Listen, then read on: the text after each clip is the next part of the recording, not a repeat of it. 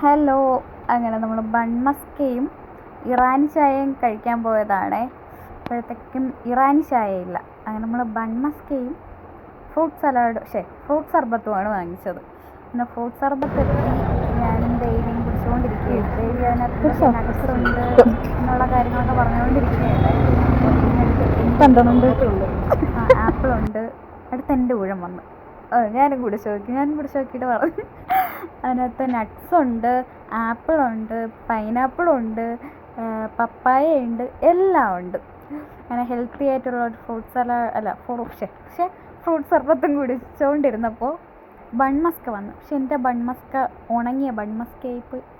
പക്ഷെ അത് കഴിക്കുമ്പോൾ എൻ്റെ ഫേസിൽ നിന്ന് നിങ്ങൾക്ക് ആ എക്സ്പ്രഷൻ മനസ്സിലാക്കാൻ പറ്റും എനിക്ക് ഇഷ്ടപ്പെട്ടോ ഇല്ലേ എന്നുള്ളത്. സത്യം പറഞ്ഞാൽ കണ്ടു നോക്കി എനിക്ക് ഇഷ്ടപ്പെട്ടില്ല. പക്ഷെ ഞാൻ ലാസ്റ്റ് പറഞ്ഞ് ഇഷ്ടപ്പെട്ടു എന്നാണ് പറഞ്ഞത്. പക്ഷെ എനിക്ക് ഇഷ്ടപ്പെട്ടില്ല.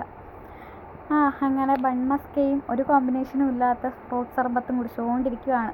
അങ്ങനെ അതെല്ലാം കഴിഞ്ഞിട്ട് നമ്മൾ ഫാൻസിൽ പോകണം. ഫാൻസിൽ പോയപ്പോൾ ഒരു പുൽക്കൂട് കണ്ടപ്പോൾ പിന്നെ അവിടെ പോയി നോക്കി ഉണ്ണിയേശുവില്ല. അപ്പോൾ ദേവി പറയാണ് ഉണ്ണിയേശുവിനെ 31-ാം തീയതി, അതായത് ന്യൂ ഇയറിനെ കൊണ്ടുവരത്തുള്ളൂ എന്ന്.